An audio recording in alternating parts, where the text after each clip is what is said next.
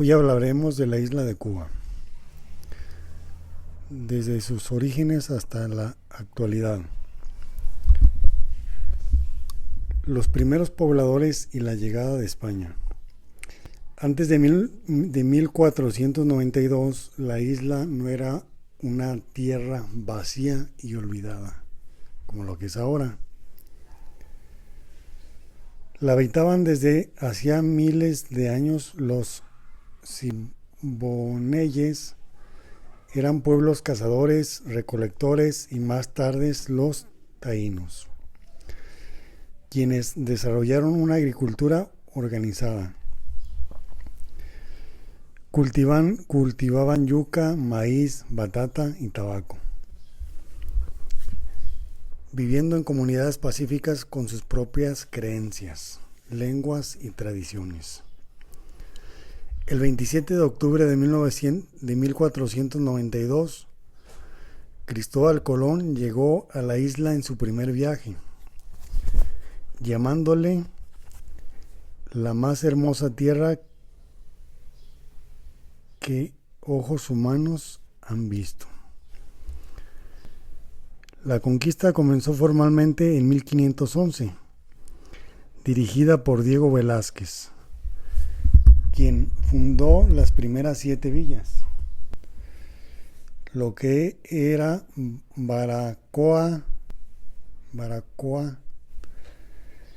Santiago de Cuba, La Habana, Trinidad,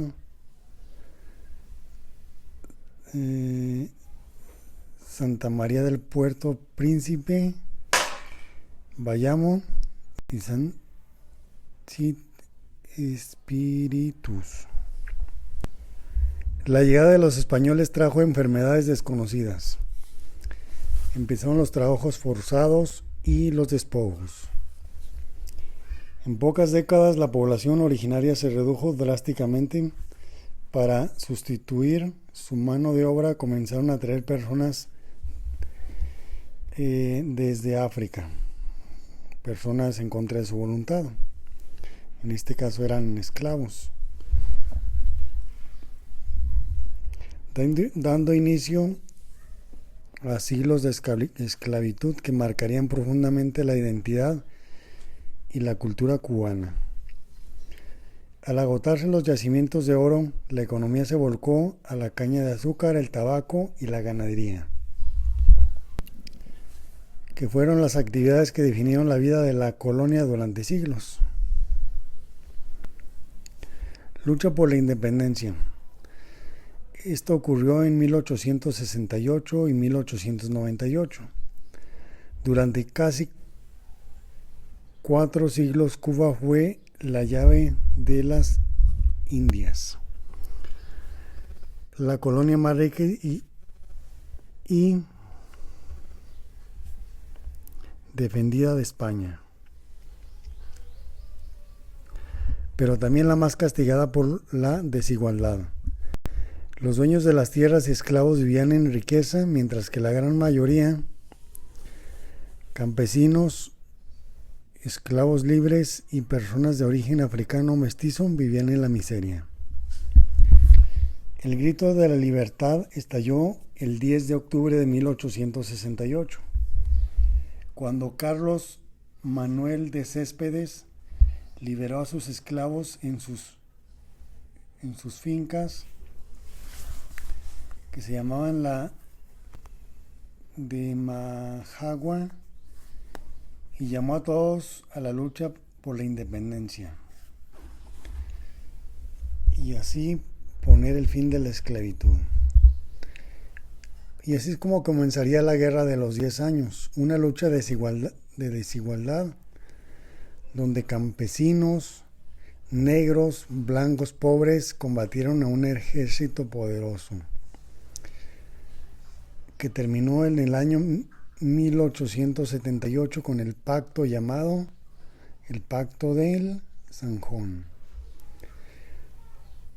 que no cumplió la promesa de la libertad, pero sembró la semilla de la patria.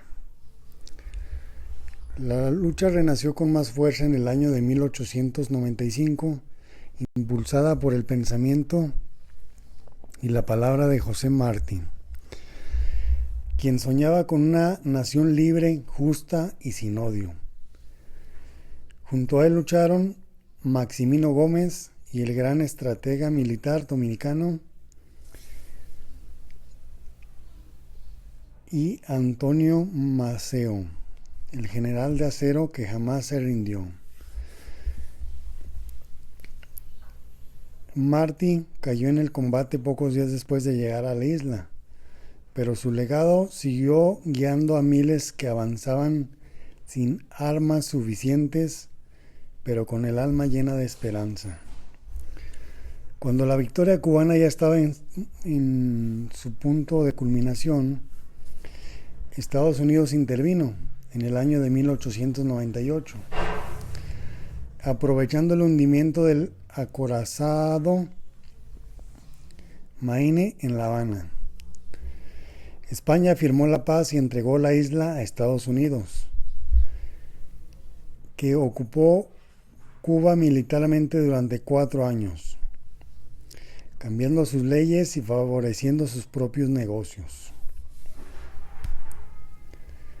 La República Dependiente y la dictadura. En el año de 1902 se proclamó oficialmente la República de Cuba, pero la libertad era incompleta. La enmienda Platt impuesta por Estados Unidos le daba derecho a intervenir en los asuntos del país y obligaba a ceder a tierras para bases militares, incluyendo la de Guantánamo, que todavía ocupan hoy. Más adelante les haré una historia sobre la base de Guantánamo, ¿ok? Poco a poco, empresas y personas de Estados Unidos pasaron a ser dueños de la mayor parte de las tierras. Centrales azucareras, bancos, electricidad y servicios. La economía dependía casi por completo de la venta de azúcar a un solo comprador. Cuando el precio bajaba, todo el país sufría.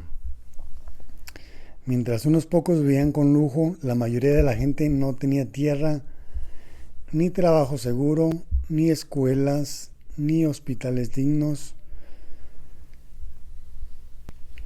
Pero en el año de 1952, el general Fulgencio Batista dio un golpe de estado, canceló las elecciones y gobernó con mano dura. Persiguió a opositores, cerró medios de comunicación y permitió que la mafia y negocios extranjeros que controlaban buena parte del país. La rabia y la esperanza de justicia se convirtió en una nueva lucha. La revolución y la Cuba actual. El 26 de julio de 1953, un grupo de jóvenes liderados por el joven Fidel Castro atacó el cuartel de Moncada en Santiago de Cuba, pero el intento fracasó. Muchos murieron y sobrevivientes fueron encarcelados, pero el hecho despertó la conciencia de todo el país. Al salir libres, se expresaron solicitando ayuda en México y se exiliaron en el país de México, donde se unieron a un personaje llamado Ernesto el Che Guevara, que la mayoría de las personas hemos escuchado sobre él, ¿verdad? Para volver a la isla en el yate llamado Granma en 1956, el Che Guevara junto con otros compañeros. Entonces, tras 2 años de lucha en las montañas y ciudades, el 1 de enero de 1959, las tropas rebeldes entraron triunfantes en La Habana. La dictadura cayó y la revolución tomó el poder. Las primeras medidas fueron profundas. Se acabó el latifundio. Se repartió tierra a los campesinos. Se nacionalizaron empresas extranjeras. Se creó el sistema de salud pública gratuita y una educación que llevó a la alfabetización a todo el pueblo en menos de un año. En el año de 1961, ante la reacción de quienes perdieron sus privilegios y de Estados Unidos, se declaró el carácter socialista de la revolución. Desde entonces la isla ha vivido bajo embargo económico, comercial y financiero impuesto por Estados Unidos, que sigue vigente en estos tiempos y es uno de los más prolongados de la historia. Han sido llenos de pruebas. La invasión de Bahía de Cochinos en 1961, la crisis de los misiles en 1962, el apoyo a luchas de independencia en otros países y una de las pruebas más duras, el periodo especial, así lo llamaron. Tras la caída de la Unión Soviética en 1991, cuando el país perdió a su principal aliado, y tuvo que rehacerse con escasos recursos. En aquel entonces Fidel Castro lideró el proceso hasta su fallecimiento en el año de 2016. Con el paso de los años se han ido adaptando las reglas económicas, abriendo espacios de trabajo por cuenta propia y comercio exterior, manteniendo siempre los logros en salud y educación que son orgullo de la nación. Hoy Cuba sigue siendo un país con una historia única, marcada por la resistencia y la cultura y la búsqueda constante de su propio camino.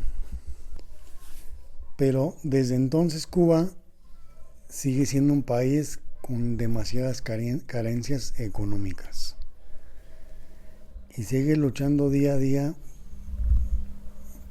por su